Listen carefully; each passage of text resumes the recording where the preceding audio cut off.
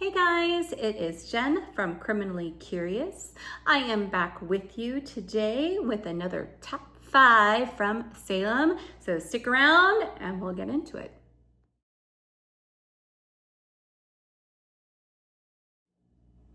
All right, today my top 5 is a list of my favorite top 5 historical sites in Salem, Massachusetts. I shouldn't really say favorite because there were a lot of historical sites that we visited that were on my list. And so I just chose 5 in particular for this video, but you'll see more in a longer form video coming up towards the end of the month, talking more about our Salem trip. But I just wanted to make this short little video here for you, just focusing on 5 different sites that I would highly recommend if you had to choose out of all of the sites. I would definitely do these 5 in particular. So let's get into it. Okay, so in no particular order, here is my top 5 places, historical places in Salem to visit as a first-time visitor. First off is the Witch House, which is located on Essex Street. Now, throughout this video, I'm going to be referring to this pamphlet called Walking the Witch Trials, a Do-It-Yourself Tour of Salem History. This I actually picked up at House Witch, a store that I talked about in my previous video. So you can actually pick up these do-it-yourself walking tours, which I found very, very helpful, and found some more information on the sites as well that I didn't actually really know about. So definitely worth it. So talking about the Witch House. So the Witch House, again, like I said, is on Essex Street. And it is the only known house today with original ties to the Salem witch trials. And that is because one of the judges of the witch trials, Jonathan Corwin, had lived in that house. And so you can go there, you can tour it. I did not tour it, but I took a lot of pictures from the outside. It's a very popular destination for a lot of people. But it is, again, the only standing house original to that time period. It is recreated in the 17th century form. You can kind of see from the pictures, and it is a museum. Again, like, you can tour. It does cost extra for the tour, but you can actually just go there and see the outside of it, and that's what I did. So I highly recommend going there. Again, it was a draw for me because I knew it was the only structure still standing that had ties to the Salem witch trial. And right here, I'm gonna go ahead and insert some pictures and a little bit of video so you guys can take a look. All right, guys, here's the front of the witch house in Salem. Right here. You can see now this is from the front.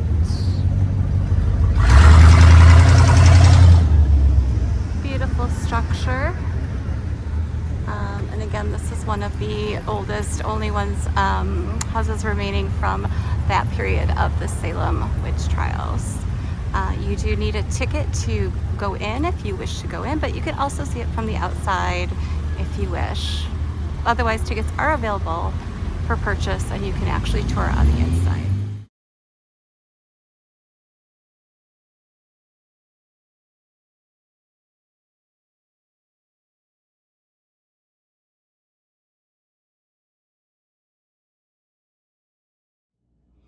All right, guys, the next place on my list is definitely a must, and that is the Charter Street Cemetery and the Witch Memorial in Salem.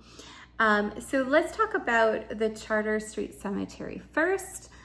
You will find graves of some of the judges from the Salem witch trials, and you will actually be able to see Judge John Hawthorne's grave there, and I actually did get a picture of it, luckily.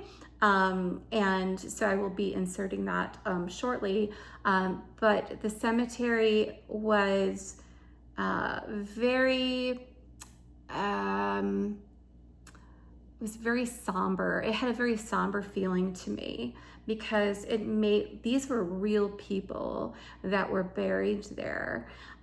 For some of you who have been to Salem before or have researched Salem, you know that the Charter Street Cemetery is next to the Witch Memorial, and there's some symbolism in that, okay?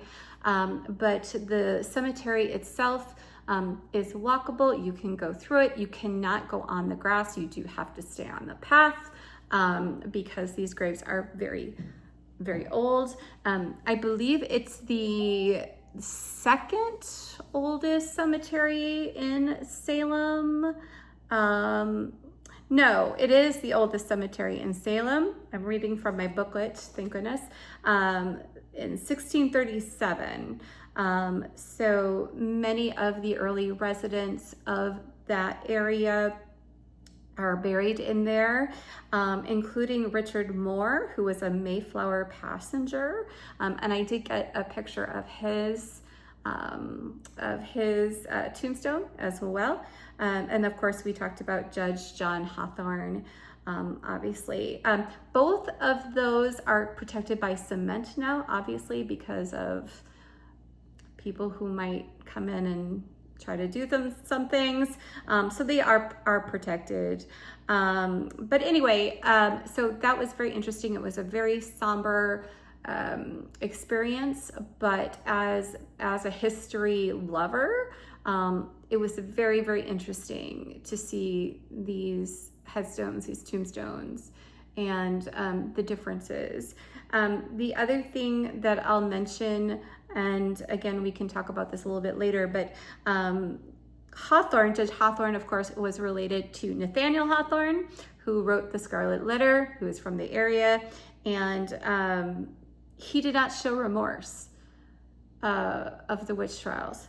And so his great-great-grandson, Nathaniel Hawthorne, the story goes, he chose to distance himself from that legacy of his ancestor, and so he added the W to Hawthorne to distance himself.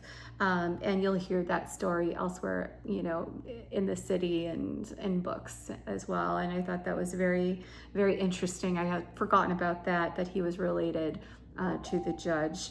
But what I'm going to do here is I'm going to insert some video and some pictures of the cemetery for you guys to see right here.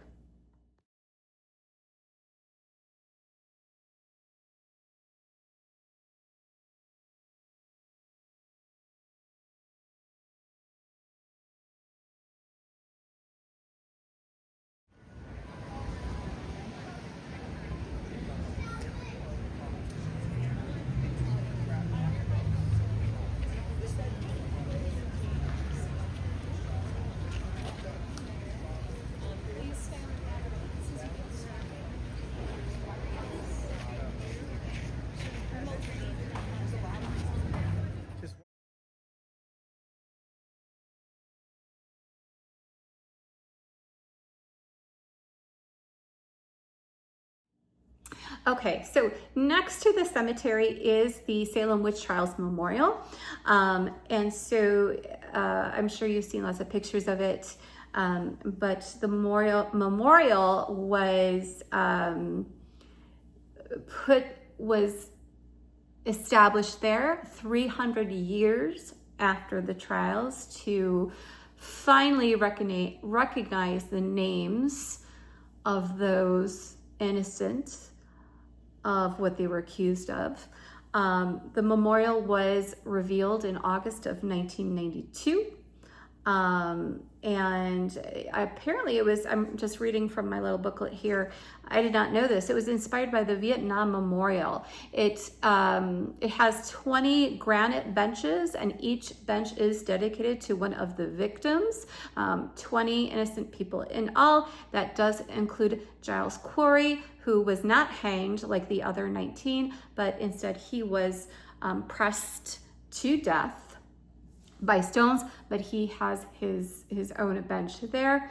Out of the 20 innocent people accused and executed, 14 were women and 6 were men. Now, before you enter that memorial, on the ground in front of you at the entryway, there are stone slabs, and some of the last lines, quotes from the victims are engraved there. And so again, it's a symbolic gesture right at the entryway where visitors walk over their words, just as in real life, they were walked over, right? They were accused of things that they were not guilty of for several different reasons. And again, during that time, people refusing to listen to these victims who were eventually executed. So it's a very symbolic gesture to have their words at that entryway where visitors actually walk over their words, just as back in 1692, the victims were ignored by the residents there who lived there. So it's just a reminder of how corrupt the judicial system was, and how this hysteria cut so many lives short.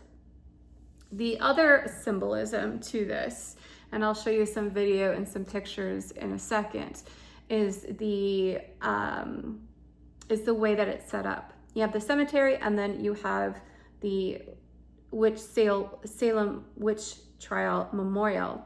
Now, it is separated from the grave, from the cemetery by stones, like a stone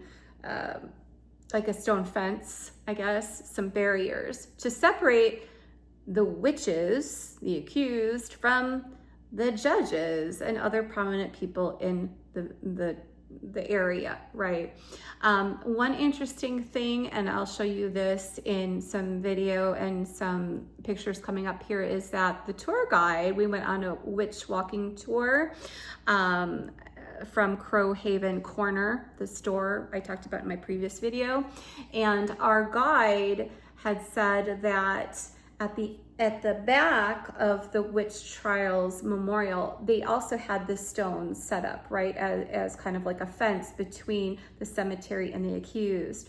Well, eventually that was removed and put back. So again, symbolism saying, you're not different.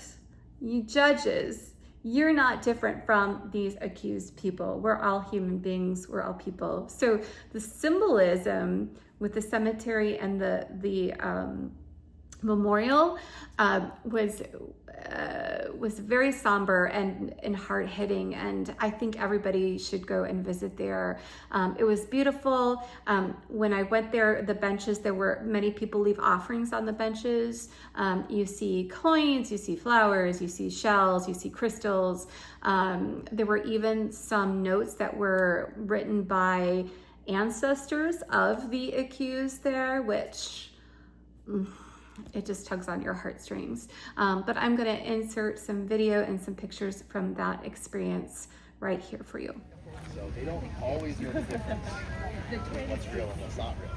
No offense. Kind of weird to think about it that way, but like the older you are, the younger you are, the closer you are. But not like a You know what I mean? Like you don't really know the difference at the beginning.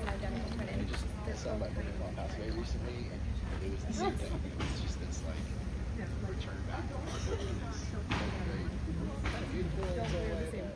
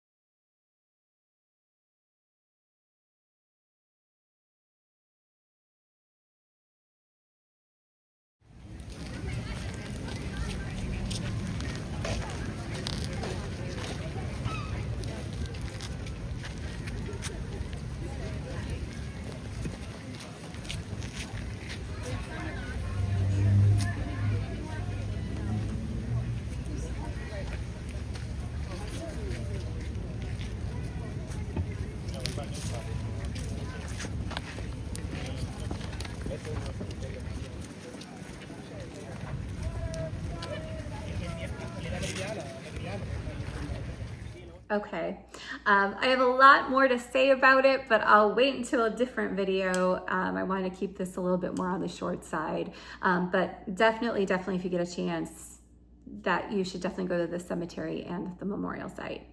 The next 3 sites that I have in my list are actually not in Salem, but are in Danvers. Now, at that time in 1692, Danvers was actually Salem Village, which is where the witch hysteria actually started. It did not start in what we know today as Salem. It did not start there. It started in Danvers. And so these next 3 places are there. The first one is kind of on the way to Danvers. I don't know if I think it is actually in Danvers, but it is called Proctor's Ledge, and it is on Pope Street. Again, I'm reading from my booklet here to give you some accurate information. It was dedicated on July 19th, 2017, on the 325th anniversary of the hangings of 5 of the witch trial victims: Sarah Good, Elizabeth Howe, Susanna Martin, Sarah Wilds, and Rebecca Nurse. It's a semicircle memorial, and they have the 19 names of the people that were hanged during the trials.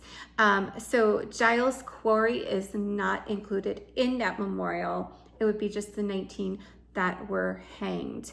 Of course, Proctor's Ledge Memorial, there is that debate of where the executions did take place, and they were able to actually figure out exactly where it was. You know, some believe that it was at the summit of Gallows Hill. But a local historian urged Salem to buy this witch memorial land in 1936. That's what they called it, Witch Memorial Land. And it's actually by a Walgreens parking lot. And so the hangings, so they basically found that out. You can watch YouTube videos, I won't get into it, but they did not exactly, but they pinpoint the area where the executions took place. But I'm going to insert some video and some pictures from Proctor's Ledge Memorial. Again, it was very humbling. People leave offerings, off-street parking only. So you want to be careful trying to get there, but it's definitely on my list. So if you have a chance, I would definitely check that out.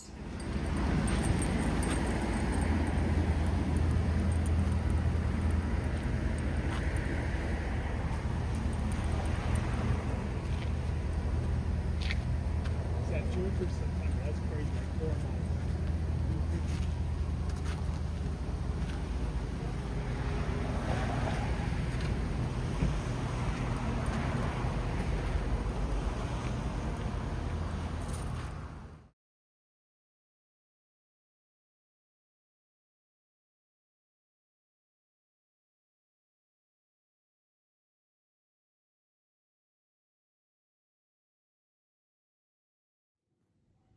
All right, next on my list of top 5 historical sites is again in Danvers, and it is the Witchcraft Memorial on Hobart Street in Danvers.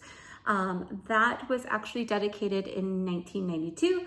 They had raised money to build this memorial, and it actually is dedicated to 25 victims. You have the 20 original victims from Salem, plus 5 victims who actually died in jail. Remember, a lot of the accused were still in jail during this time, and they had to actually pay for their food and for rent to stay in the jail because they were accused of witchcraft.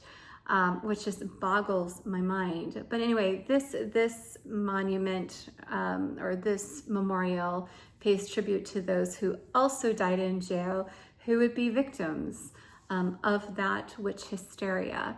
Again, this is in Danvers, and I'm going to go ahead and insert some pictures and some video here. to show you a little bit more.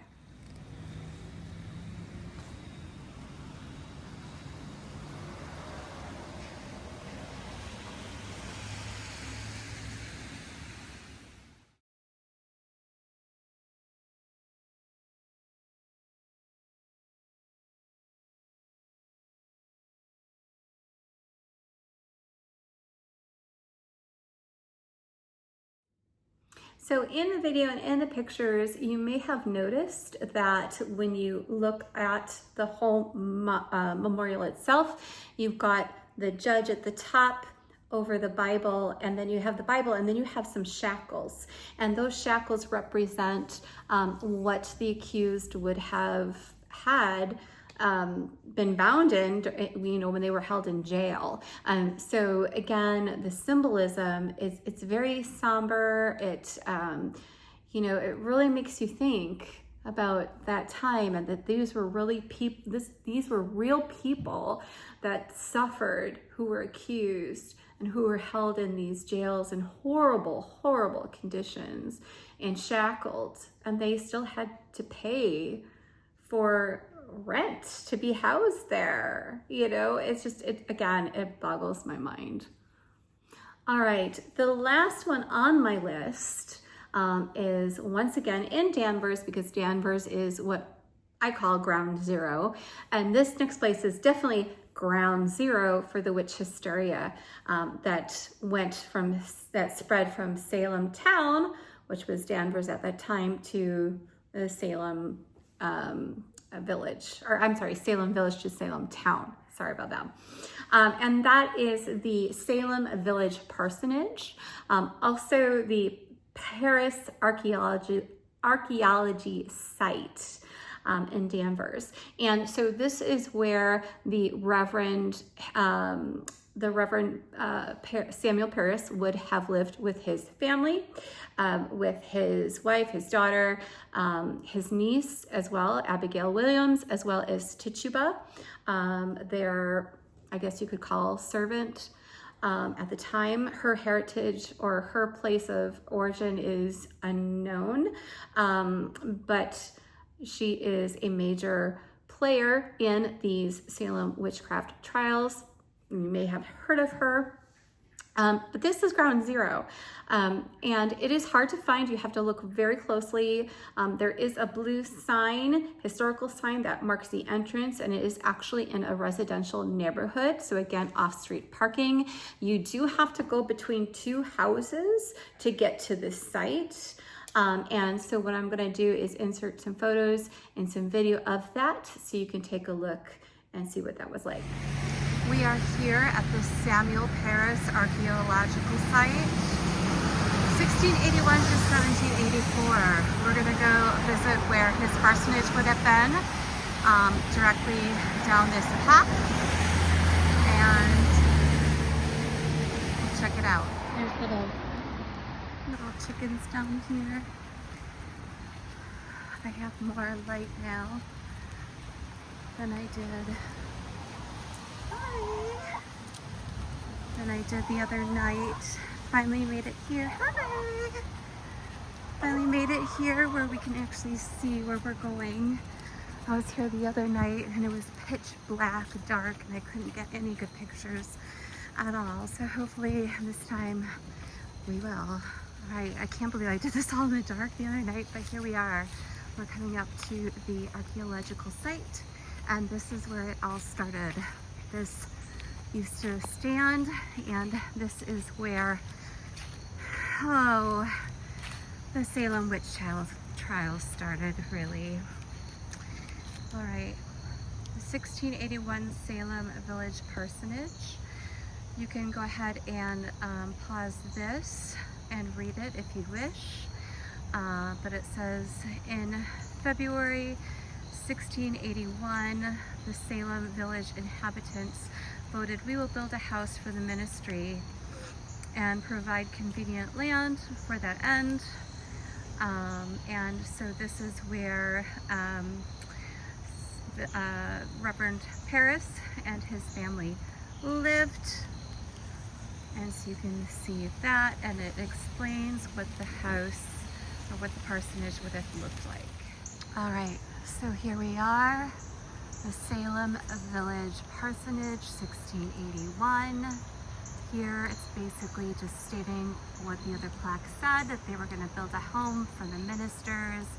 And this is where the Reverend Samuel Paris lived, he and his family, and this is where the witch hysteria started.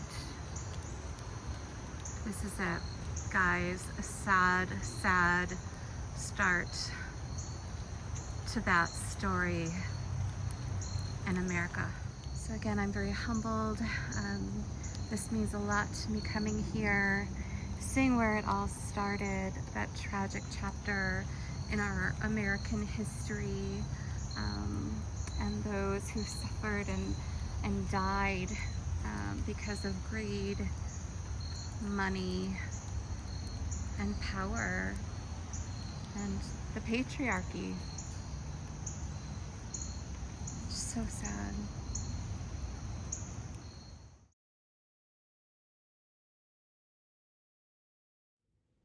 Okay, so at that archaeology site, there was a little altar as well where people left stones, coins, crystals off to the side. And then of course you saw the archaeology site itself. Again, that was ground zero. That is where it all started. The girls accused Tituba of being a witch, and that is how the mass hysteria started. So she actually pleaded guilty. And so of course at that time when you pleaded guilty, you weren't executed, but you were expected to name more people, accuse more people of witchcraft.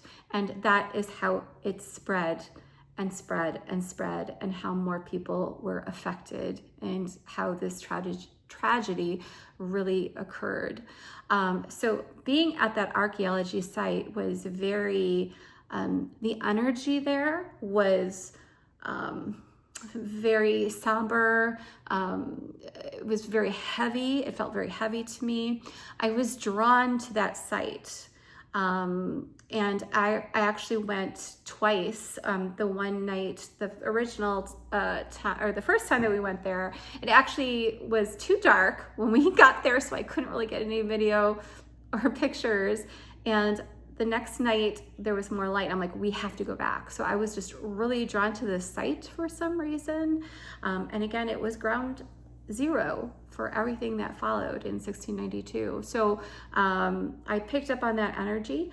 But again, it is in a residential area. It is harder to find. So you want to make sure that you look very carefully, but you have to go between two houses as you saw in the video, and you may run into some chickens. If you run into those chickens, then you're in the right place. You just need to go a little further.